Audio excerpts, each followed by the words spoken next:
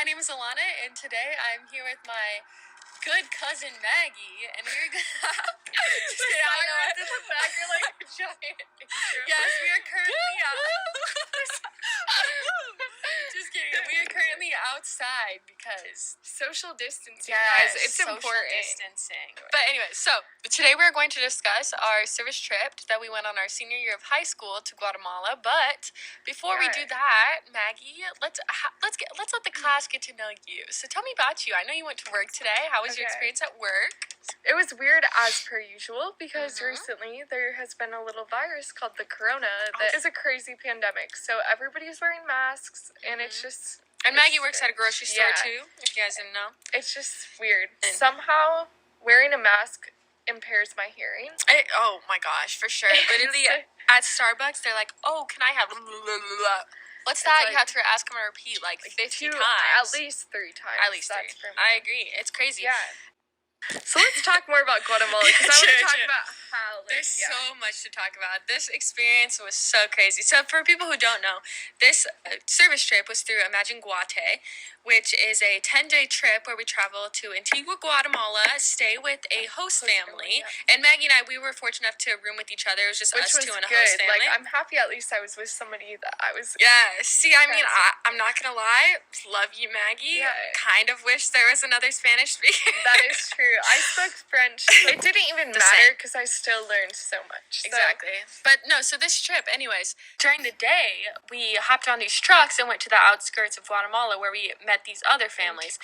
And personally, I don't know about you, but I actually felt I think it's because we spent more time with the people, but I felt more closer more connected to the family I was building a house for. Exactly. And building off of that, I feel like I probably made a better connection with the kids within my working group. There were 2 children total that were for my family. One was a girl that was in 2nd grade, and the other was he wasn't even in preschool yet, and his name was Elias. And I'm telling you, these kids... cutest things ever. I remember we were hammering little cement blocks to try to get posts through it, and the little kid ended up taking my hammer, so I thought, oh, he's just trying to help. All right, no. Ayúdame, I guess, which means help me.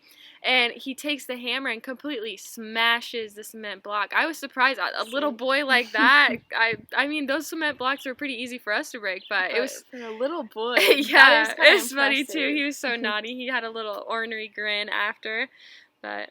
Any stories from you, Maggie? Make any good work stories? Yeah, there was this little boy named Juan Pablo. He was 2 years old. He couldn't communicate using words. However, he mimicked me whenever I drew a line. He drew the same line, but then I also made a noise and went or zzz, and it got to the point where he was like drawing on people with chalk, and he made the noise. So we had a really... And that's crazy. It sounds awesome. It is awesome just because we can't communicate with these people through words. Verbally. Yeah. So and he was so little, I don't think he could communicate verbally. And these 2 anecdotes are just one of the many memories that we experienced with these kids that were so memorable. But of course, when we got back from this wonderful trip where we learned so much, we experienced some hate. Unfortunately, the Twitter beef was real. The Twitter beef. So this man, Maggie, would you read the tweet, Maggie? Read the said, "White girls really think they're ending poverty, putting a nail in a 2x4 and taking pictures with random children in Guatemala." They were not random. But this wasn't just one tweet. This was a Twitter thread. There was good and bad. And with this tweet, this really upset a lot of the people who went here because we put a lot of work in and made a lot of memories with these children. It really hurt people that we because these memories I made and like the pictures I took, I'm going to call that a memory because that's exactly what it was. Exactly. It was so special to me, and like this tweet was bringing down my parade. It really was. We were proud of this moment. It was such a good experience to have. I will say, after doing more research, I see where Dean might have had some ideas about this, but it was more of a mutated truth, I would say, that Dean followed on Twitter. But the Washington Post states that foreign aid flowing into country tended to be correlated with lower economic growth. And yes, this is true, but this is strictly if you are just sending money to a foreign country, because the governments need to rely on their people for taxes and growth of economy, not aid. And the Washington Post also demonstrates this idea once again by showing us a graph of aid and growth in Africa, where the more aid the country received, the less growth per capita it received as well. But this doesn't just relate to Africa, it's basically for all developing countries like Guatemala. But that's not what we were doing. We were building houses.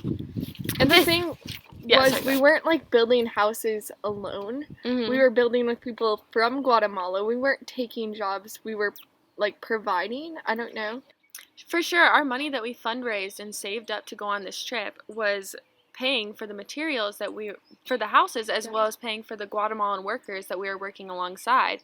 And to go off of that as well, to counteract this tweet beef, is that according to Go Abroad, which is a website that a lot of people use to get involved with humanitarian trips, it states that projects that don't hire local staff are often red flags. And this project was definitely not a red flag. It included a lot of local workers that we worked alongside and made real connections with. Like, we worked alongside these people for a good 4 days nonstop.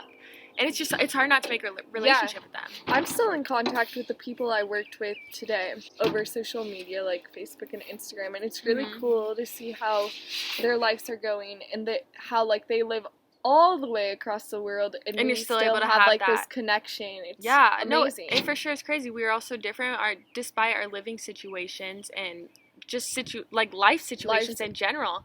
We can still make those connections and relationships.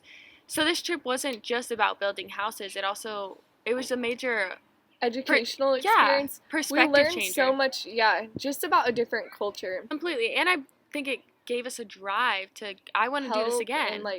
And keep see the world in general. Exactly. So on that note, we are out of time, but all I have to say is if you ever get the opportunity to go on a service trip like this one, it was so impactful. Maggie and I highly encourage you to take it. Thank you for listening.